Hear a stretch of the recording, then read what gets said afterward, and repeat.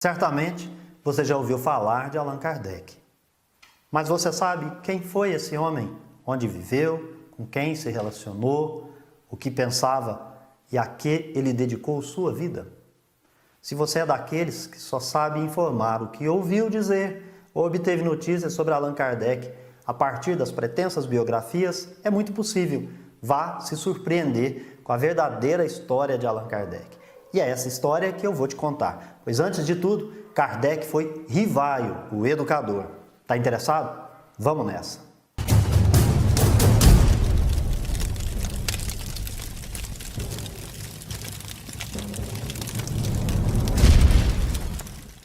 Bem, pessoal, sejam bem-vindos para mais um vídeo em nosso canal. Eu sou o Beto Ramos. Você está na TV Revelar, um espaço onde falamos tudo de espiritismo. Se você é novo por aqui, por favor, se inscreva e, se já for inscrito, se torne membro para apoiar os nossos projetos. Já deixa agora a sua curtida, comente e depois compartilhe esse vídeo nas suas redes, porque isso é muito importante para o crescimento do canal.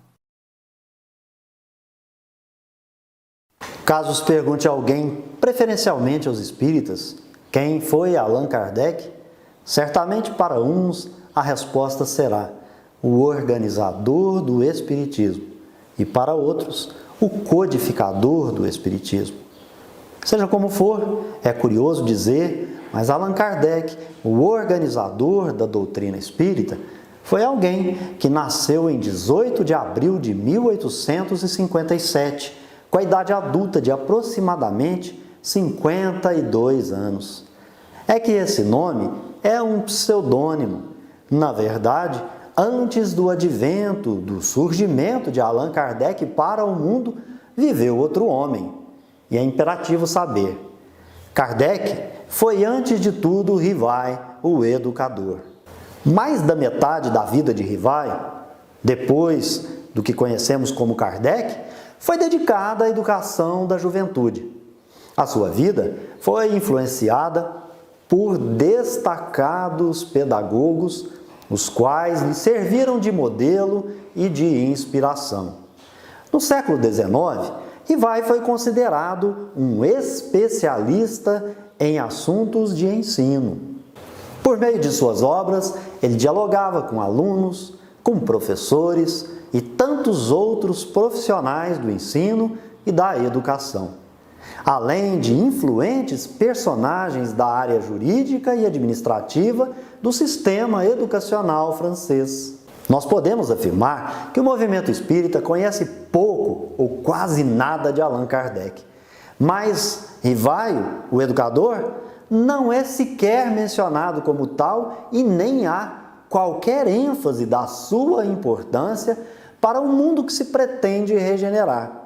Nessa nossa reflexão, não estamos fazendo qualquer alusão ao título de educador, mas quem é, o que fez e qual o tamanho da obra e proeminência de Rivaio para a França do século XIX no campo da educação. Quem foi o pedagogo Rivaio? Como se desenvolveram seus conceitos de ensino e educação? Qual era a sua proposta para educar o povo? Talvez a primeira questão a se abordar seria o fato do esquecimento de quem foi Rivaio. Mas se nós pudermos apontar o primeiro culpado disto, é ele mesmo, o próprio Rivaio. Ele pretendeu isso. Pode-se imaginar que objetivou proteger pessoas, não quis usar o seu prestígio para divulgar o espiritismo e também não desejou ofuscar a nascente ciência filosófica, o seu conteúdo e, acima de tudo, a sua importância. Sobre Rivaio e Kardec, possuindo muito em comum, destaca-se que ambos obtiveram sucesso com as suas obras publicadas. No entanto, Kardec abordou com bastante clareza, com muito mais ênfase e objetividade, temas que Rivaio não discutiu com essa mesma profundidade. Quem foi Rivaio antes de O Livro dos Espíritos? Será que foi alguém proeminente que dedicou um período da sua vida ao trabalho pedagógico? Sim, é dele que nós estamos falando. Ele trabalhou com ensino, com educação, publicou livros específicos e artigos com considerações profundas acerca dos problemas dessa área do conhecimento, da educação. E, claro, quando ele deixa Yverdon e vai seguir carreira no campo da educação, ele vai se dedicar profundamente. Nós gostaríamos de fazer, talvez aqui, um breve histórico para que você possa registrar a sua obra.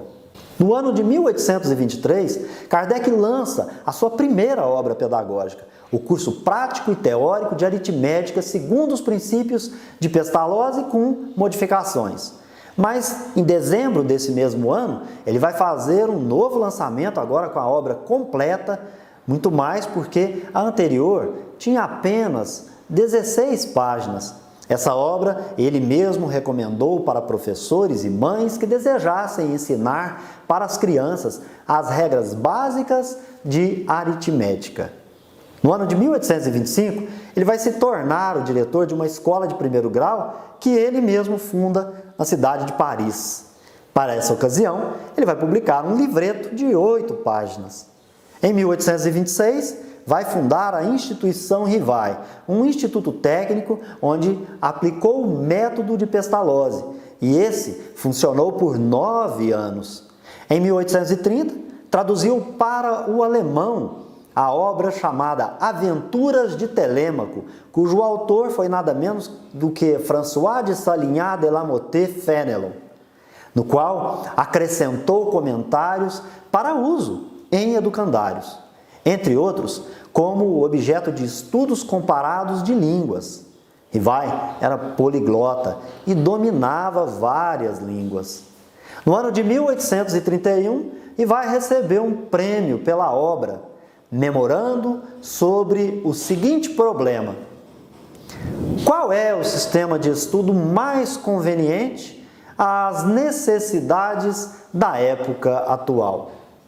Em 1832, ele vai se casar com Amélie Gabrielle Boudet e vão fundar um educandário para moças nas proximidades de Paris, que foi dirigida por sua amada Amélie. Em 14 de agosto de 1834, Rivai profere um discurso na distribuição de prêmios em sua escola. Nesse discurso, ele vai trazer noções importantes de pedagogia daquela que ele praticava. Na instituição que fundou, física e química eram matérias obrigatórias, além de literatura, de geografia, história, gramática, escrita, leitura, desenho geométrico, entre outros. Abordava também anatomia e fisiologia. No ano de 1834, ele fecha o seu instituto, vende e vai passar a trabalhar como tradutor e como contador, além de elaborar programas de estudos para os alunos das escolas do subúrbio. No período compreendido entre os anos de 1835 a 1840, dirigiu cursos populares gratuitos de química, de física, astronomia e anatomia comparada. Em 1848, Rivai dirigiu o Liceu Polimático, ministrou cursos de fisiologia, de astronomia, de química e de física. Produziu manuais didáticos, planos, exercícios, compilações de métodos para professores e pais, projetos para políticos e, claro, para pedagogos. Ao longo dos textos e dos livros publicados, vai demonstrar percepções diferentes de sua época. História para ele não se limitava a apenas datas e dizer quem era parente de quem entre famílias. Era preciso estudar costumes, descobertas, o progresso da arte e da ciência em períodos sucessivos. Além de tudo, para Rivai, estudar canto era tão necessário quanto estudar a leitura. Nesse período, Rivai já afirmava que houve o tempo da força bruta como lei e que hoje, século XIX, era o mesmo com a força do espírito. Ele vai dizer que quem aprende trabalha por sua própria felicidade. Ele foi reconhecido como um dos melhores gramáticos de seu tempo na França. Era, de fato, um cientista que pertenceu a diversos institutos e, por eles, foi devidamente diplomado. No período de produção de Rivai, a situação do sistema escolar da Europa Ocidental evoluiu, influenciada por mudanças progressistas da sociedade. A política caminhava em direção à democracia, mas isso requeria mudanças nas atividades do meio intelectual, no sentido de possibilitar aos cidadãos adquirir conhecimentos necessários à utilização do seu poder. A democracia dependia dos programas educativos. É nesse cenário que surge a ideia da obrigatoriedade e da gratuidade da instrução pública, do ensino público. A princípio, seria direcionado para o primeiro grau. Além disso, o ensino técnico reclamava o seu lugar. O segundo grau se caracterizou, portanto, pelo estudo de línguas vivas e não de línguas clássicas. Nessa conjuntura, há o distanciamento das escolas e as igrejas.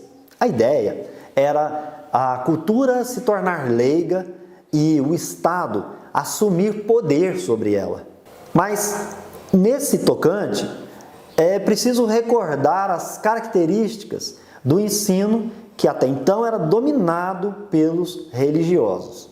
Tinha-se uma língua própria, a língua era o latim, o viver era baseado na ideia cristã, o objetivo era que o aluno pudesse ser formado para enfrentar problemas administrativos e econômicos tão somente. O programa de estudo, então, continha muitos elementos de religião. Os professores, frequentemente, eram os próprios clérigos. As mentes eram formadas para obedecerem às igrejas e ao Estado. Em universidades, apenas os teólogos, juristas e médicos é que recebiam o ensino especializado. E havia tratamento diferenciado para os sexos nesse período. De maneira geral, a Europa, sobretudo os países Suíça e Alemanha, com algum alcance sobre as colônias inglesas e os Estados Unidos, buscavam desenvolver métodos ativos e intuitivos, os quais pudessem permitir aos alunos participarem do processo de ensino e acompanhar a descoberta da verdade junto dos mestres e dos professores. A França de Rivai, contudo, era um país onde prevalecia a tradição.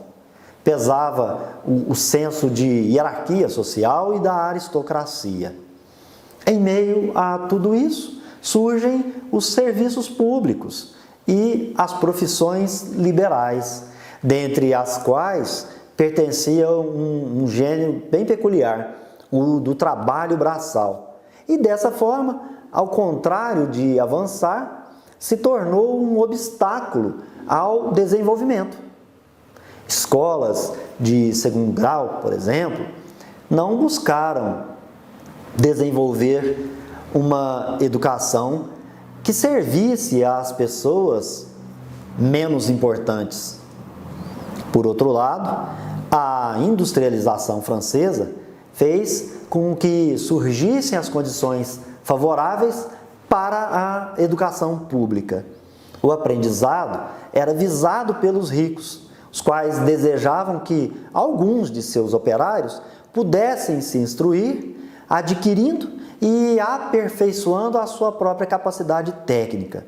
Surge também a necessidade de garantir cuidados às crianças para que os seus pais pudessem trabalhar durante o dia. Mas, sendo um país profundamente católico e com uma ligação umbilical com a igreja, essa transformação das escolas em instituições leigas, vai encontrar muita, mas muita resistência.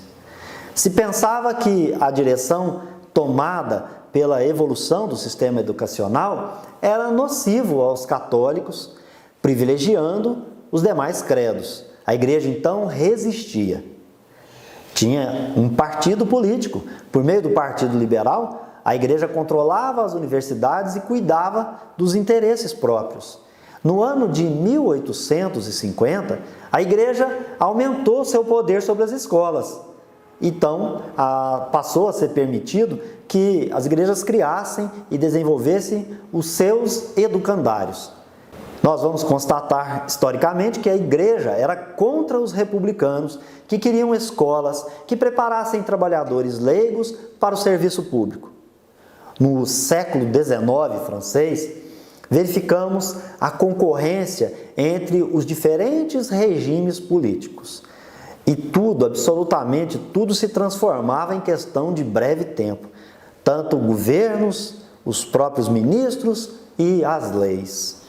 É necessário, portanto, prestar atenção no cenário social e no ambiente político que precedeu ao nascimento do organizador do Espiritismo, Allan Kardec. Antes de seu advento para o mundo, por meio da sua memorável primeira edição de O Livro dos Espíritos, a França do século XIX estava vivendo um cenário social muito turbulento. Diante das ideias progressistas que surgiam, o ambiente político era de constante tensão. Havia uma concorrência muito forte entre os regimes políticos e a gente percebe que tudo era instável. Na área da educação, havia disputa, por exemplo, entre grupos defensores do ensino de línguas clássicas, enquanto outros defendiam o ensino técnico. Já no campo da religião, não tinha tanta atenção, havia uma unanimidade. Apesar de uns reclamarem a religião obrigatória ao povo, outros não queriam isso, mas todos queriam e pleiteavam uma educação moral. E é então que defendia-se e se compreendia uma educação moral no contexto da necessidade de se ensinar a jovens e adultos as regras da ordem social, também regras quanto à autoridade e aquelas destinadas à propriedade. Acima das questões ideológicas que deveriam reger o sistema educacional, havia algum consenso quanto aos objetivos e recursos. Nesse contexto, concorriam dois tipos de instituições de ensino. De um lado, nós tínhamos a instituição de ensino que recebiam os nobres, os ricos, e do outro, a que recebia pessoas do povo, proletariado, os pobres. Para os primeiros, a classe dominante, o programa era de cultura clássica e se trazia o conhecimento científico. Já para os pobres, a educação básica era ligada apenas ao sentimento moral e à obediência. O método de ensino nesse período pode ser assim resumido: professores limitando a espontaneidade dos alunos. A autoridade era baseada na disciplina para conter protestos e revolta. A liberdade de pensamento, apreciada somente para adultos, não alcançava crianças e jovens. Não existia espaço para discussão com professores, independente de que assunto fosse. Rivail estava presente nesse contexto e participava ativamente sobre as discussões do novo sistema educacional francês que tentava romper com o velho. Mas esse resistia e isso implicava numa grande dificuldade para se consolidar as progressistas mudanças. Entre várias questões que Rivail defendeu, merece destaque algumas considerações. Por exemplo, ele via que um dos maiores problemas das instituições educativas era a falta da educação moral. Segundo ele, essa educação é que é capaz de proporcionar para a criança que se torne um cidadão honesto, um cidadão de boa vontade. Demonstrando a sua maneira de ver a questão, Rivai então vai apresentar o seu sistema hierárquico de aristocracia que ele vai deduzir do seu estudo da história humana. Então, houve a aristocracia da força, a aristocracia da lei e a aristocracia do dinheiro, as quais deram lugar à aristocracia da razão. No seu livro destinado ao primeiro grau da instrução primária, denominado Catecismo Gramatical da Língua Francesa, que foi ditado em Sèvres, Rivai vai demonstrar o que ele pensa sobre educação. A gente pode apresentar, meio que resumidamente, alguns pontos que ele declarava.